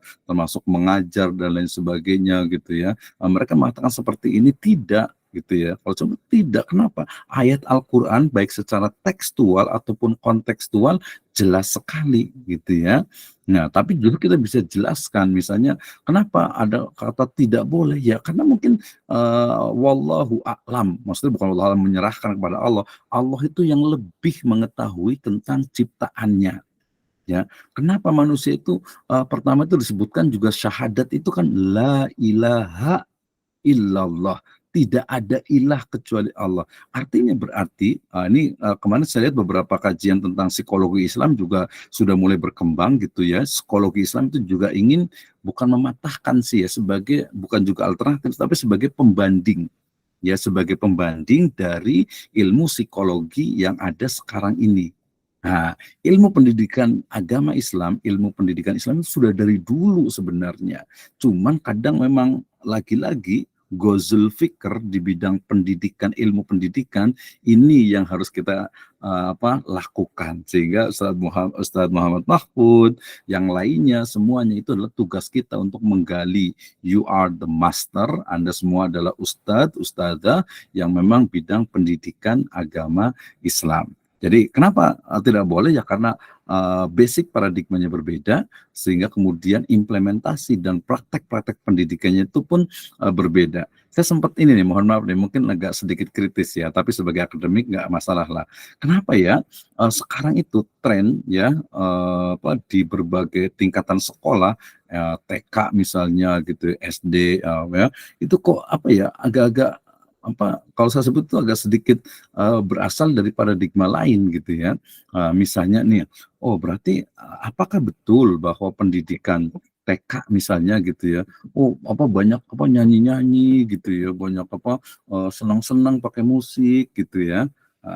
Sebenarnya bukan masalah musik, tapi terlepas dari itu, ini dapatnya dari mana gitu? Ini dapatnya dari mana gitu? Kemudian juga mungkin seni dalam konteks yang sekarang ini misalnya gitu kan. Jadi ini lebih sebagai akademisi ya, bukan untuk mengkritik yang sudah berjalan ya. Silakan saya, tapi kita sebagai seorang akademisi harus mengkritisi ini berarti dari mana nih gitu ya.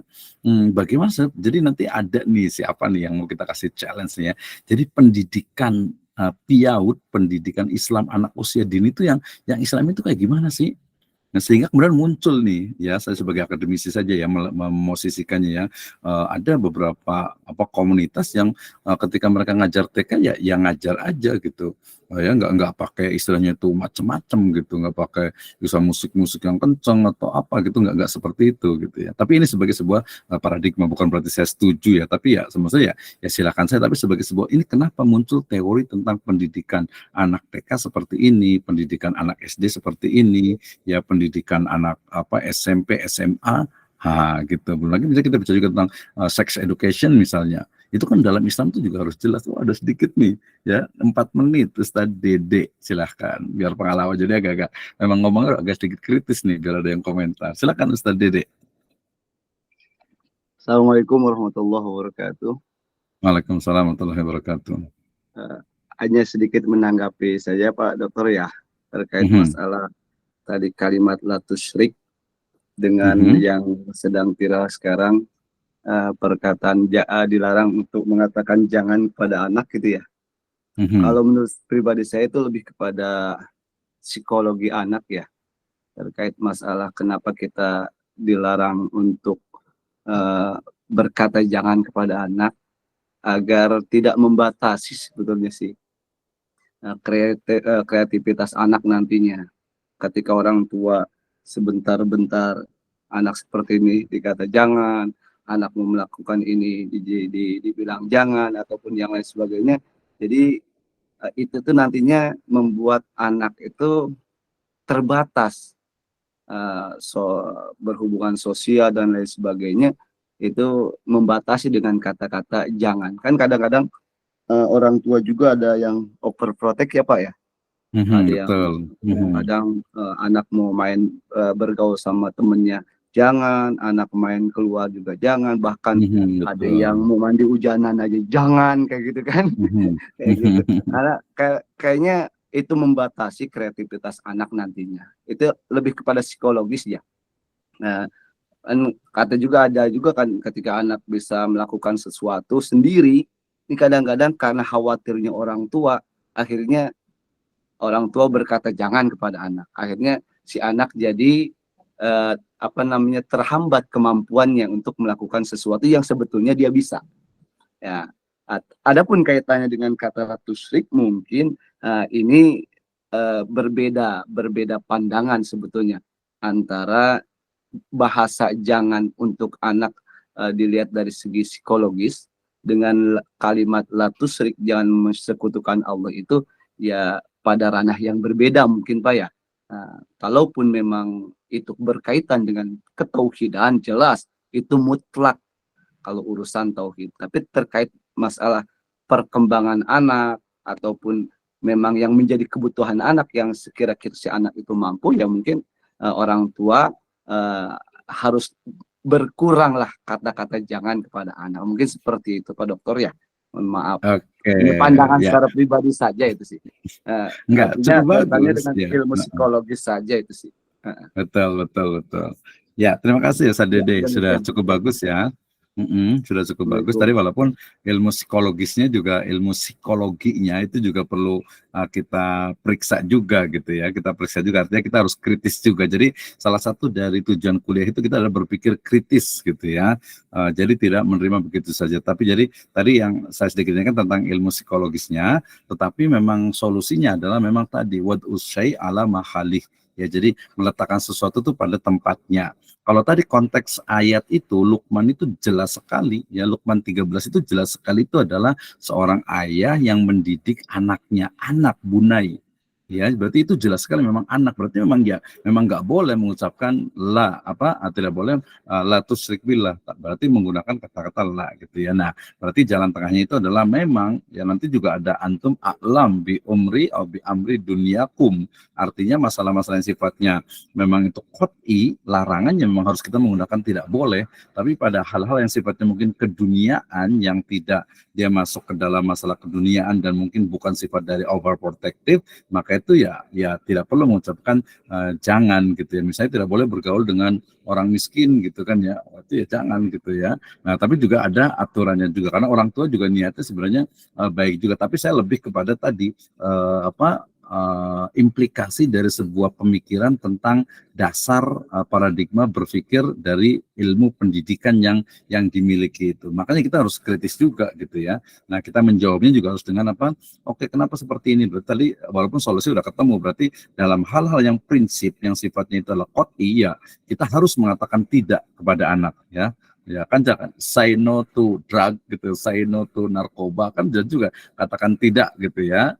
Saya juga say no to misalnya plagiarism, katakan tidak untuk plagiarism, itu kan juga ada juga, tapi memang hanya bagian-bagian tertentu perlu dijelaskan. Tadi betul, tadi memang seperti itu, walaupun di sisi lain juga memang kita perlu detailkan. Jadi jangan sampai, karena gini, kan itu kita ya, orang-orang yang tadi paradigmanya adalah yang ilmu pendidikan murni misalnya, mereka mengatakan, oh dalam Islam itu nggak bagus banget tuh, ya apa-apa larangan-larangan nggak boleh, belum lagi kita kan belum sampai memukul ya, kemudian juga beberapa hal yang dianggapnya itu melanggar dari hak asasi anak gitu ya. Jadi sebenarnya tadi kalau tentang jangan itu baru sebagian kecil, banyak hal yang lainnya yang merupakan sebuah pergulatan antara ilmu pendidikan dengan ilmu pendidikan Islam, sama dengan ilmu secara umum dengan ilmu yang ada di dalam Islam. Nah, beberapa memang biasa dia bisa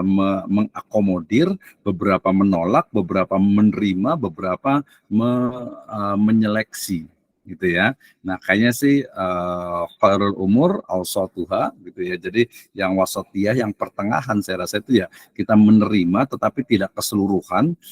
Kita menerima sesuatu memang yang baik yang kita bisa lakukan, tapi kalau yang prinsipal yaitu kita ya harus tolak gitu ya, harus berani juga mengatakan tidak. Nah, seperti itu. Jadi ini menarik nih, jadi sebuah pembahasan tentang kayak gimana sih para dasar paradigma, kemudian juga implikasi dari berbagai model pendidikan yang ada. Terima kasih Ustaz Mahfud ya. Mudah-mudahan ini bisa berkembang. Baik, jazakumullah khairan, udah lewat 3 menit.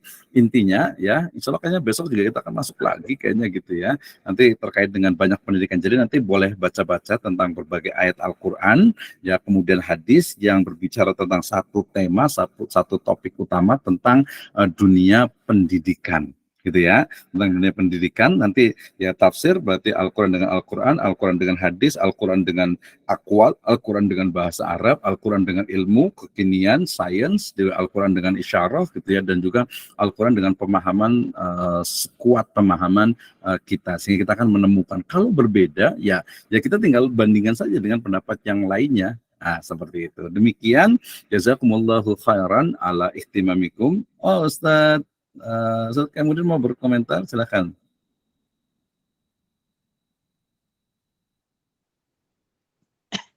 Ya, izin Pak Dokter. Ya, silakan, Ustaz. Ya. Ini saya terkait perkuliahan aja. Untuk besok, kira-kira siap nggak ini mahasiswanya? Oh ya. Artinya beberapa minggu ke depan kita akan maraton nih kuliahnya. Mungkin ya gimana? Bisa 2 minggu apa 3 minggu gitu. Kira-kira gimana? Silakan, hari apa ya? Berarti Rabu sama Jumat ya Pak Dokter ya? Ikut aja, kalau saya ikut aja. Kemarin kan sempat Rabu dengan Kamis, tapi kalau Kamis kan susah, jadi Jumat. Iya, susah ya. Kamis itu kan pada wiridan gitu kan. Iya kan, yasinan macam-macam kan banyak. Yasinan dan lain sebagainya. Malam Jumat. Nah, terus ini Pak Dokter, untuk kelas ini udah ada ketua kelasnya atau apa gitu? Udah dipilih mungkin? Iya, sudah ada sih tadi itu. Sudah Pak. Ketua kelas sudah ada. Udah ya. Pak Asep itu kelas. Oh, ketua kelasnya Pak Asep. nanti mungkin jadi hostnya juga gitu Pak Dokter, supaya nanti Ya, kalau lagi siap. ngajar mungkin bisa jadi hostnya gitu. Ya, alhamdulillah sih Kalian. tadi ada Ustadz Muhammad Mahfud juga udah jadi co-host juga, alhamdulillah. Ya, pakai laptop. Iya. Nah itu kira-kira gimana nih? Kita tuh pengennya kalau dilihat di susunan jadwal yang dibuat oleh Pak Dr. Jainal itu, kalau nggak salah Desember itu mungkin kelar gitu ya. Desember Iya, sekitar betul. minggu pertama. Karena Tanggal kita 6-an ya. nanti yang untuk yang udah berjalan itu kan mereka kuliah semester 2-nya tanggal 9 Desember. 9 ya. Ya, mungkin agak irisannya agak sedikit berbeda saja tapi nggak jauh gitu. Ya. Tergantung kesiapan mahasiswanya, atau mau biasa saja berarti kita agak slow gitu ininya. Ya. Oke, berarti kita berikan ini siapa nih yang mau mengomentari Asepnya ini? ini atau ketua kelasnya dulu nih. Kira-kira kalau tadi dari Pak Ketua, kalau mamanya kita istilahnya itu Rabu ya bisa Rabu dan tadi Jumat, juga bisa Rabu dengan Jumat bisa, kalau saya bisa sore, bisa maghrib, bisa isya gitu ya. Kalau saya sih sebagai pengajar tuh kalau masih mau mendengarkan mas saya ngomong terus juga nggak apa-apa sih, kuat insya Allah. Ya ini mentoknya Apalagi paling nanti. yang mentoknya paling Pak Dokter yang model ada kajian Ba'da Isya kita nih gitu. Iya, kayaknya nggak apa-apa ya, pengajian. anggap aja kajian lah Pak Ketua. Jadi kayaknya anggap aja pengajian gitu ya, pengajian. Ya. Apalagi kalau saya kan pengajian. Kan kita suka ngisi-ngisi di tempat lain Pak Dokter nih. Ya Pak Ustadz Dedenya ini kayaknya padat jadwalnya nih. Ya. Enggak juga sih. Artinya kan Emang beliau doang yang padat mah. Oh gitu. Yang lain gimana? Yang lain coba komentar. Kalau mamanya Rabu dengan Jumat malam atau sore gitu. Mungkin atau bisa selang-seling misalnya gitu. Misalnya minggu ini kita aktif, nanti minggu depan hanya 2 hari aktif lagi, atau kita babat terus selama 1 bulan ini, November. Iya. Kalau saya senang saya biar bareng gitu. Silakan gimana? Jadi gimana? Ya. Ya udah bismillah sambil ngajar sambil belajar. Nanti kan ada rekamannya. Ikut aja. Gimana baiknya Pak Dokter? Selama tidak ada tugas Pak ikut aja sih.